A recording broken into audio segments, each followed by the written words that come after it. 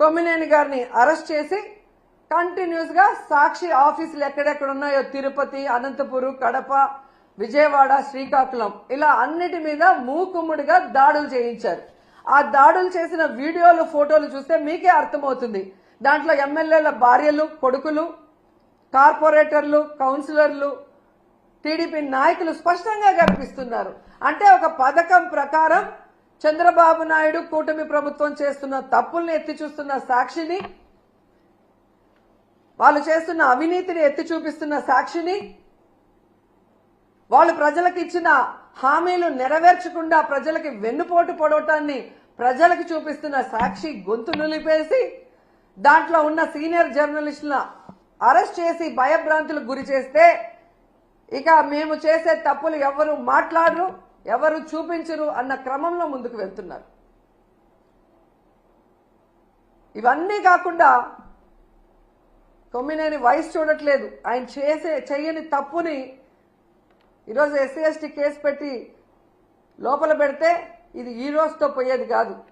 మీరు పెట్టిన ఈ విత్తనం మహావృక్షమై మీ అందరినీ కూడా ముంచేస్తుందని కూడా ఈ సందర్భంగా తెలియజేసుకుంటున్నాను. ఎందుకంటే పచ్చ మీడియాకి ఎప్పుడూ బూతులు మాట్లాడటం, బూతులు టెలికాస్ట్ చేయటమే అలవాటు. ఇది గతంలో మనం చూసాం. సాంబశివరావు గారు ఎంత ఘోరంగా మాట్లాడతారు, ఎంత నీచంగా మాట్లాడతారో ఈ రాష్ట్ర ప్రజలు సెల్ ఫోన్లు ఉన్న వాళ్ళు యూట్యూబ్ కొడితే అర్థమవుతుంది మీకు. అలాగే మూర్తి గారు ఏ విధంగా వాళ్ళు వైఎస్ఆర్సీపీని అటాక్ చేయడానికే మాట్లాడి వల్గర్గా మాట్లాడించడం మనం కళ్ళారా చూస్తున్నాం. అసలు అంతెందుకు బీజేపీ నాయకుడిని విష్ణువర్ధన్ రెడ్డిని టీడీపీ నాయకుడు కొలికపీడి టీవీ5లో చెప్పు తీసుకొని కొట్టాడు. మరి కొట్టించింది ఎవరు? రాధాకృష్ణ గారా, మూర్తి గారా? వాళ్ళ మీద ఎందుకు కేసు లేదు? ఎందుకు బీఆర్వీ నాయుడు క్షమాపణ చెప్పలేదు?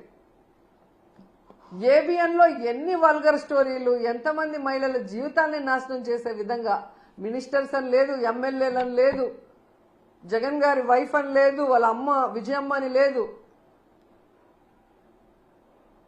ఆఖరికి ఎంత సిగ్గుచేటంటే షర్మిల గారి గురించి బాలకృష్ణ ఇంట్లో నుంచి సోషల్ మీడియా ఐటీడీపీ గతంలో ఎంత వల్గర్గా ఆమె మీద ట్రోల్ చేస్తే ఏడ్చి కంప్లైంట్ ఇచ్చింది.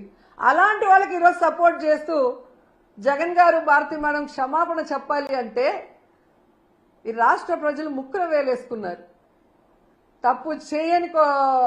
తప్పు చేయని మన కొమ్మినేనిని అరెస్ట్ చేయడమే కాకుండా ఏ తప్పుడు మాటలు ప్రసారం చేయని సాక్షి ఆఫీసుల మీద దాడి చేస్తుంటే వాటిని ఖండించదు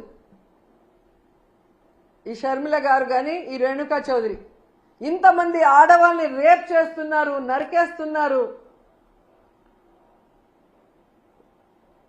అలాంటి వాళ్ళ గురించి మాట్లాడరు ఒక ఆడవాళ్ళ ఉండి. కానీ జగన్ గారు, భారతి మేడం గారి గురించి మాట్లాడాలంటే ఒంటికాలతో వస్తారు. ఈరోజు రాష్ట్ర ప్రజలకు తెలుసు జగన్మోహన్ రెడ్డి గారు కానీ భారతి